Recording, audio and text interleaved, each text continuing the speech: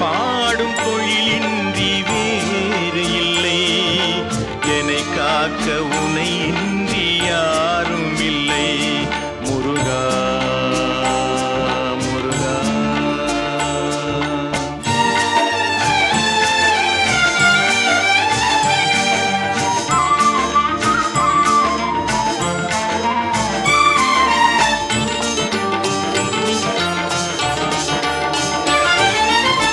கற்பனையில் வருகின்ற சொற்பதமே அன்பு, கருணையில் உருவான அற்புதமே.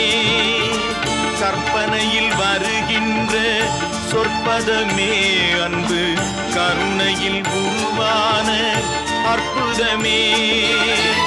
சிற்பச் சிலையாக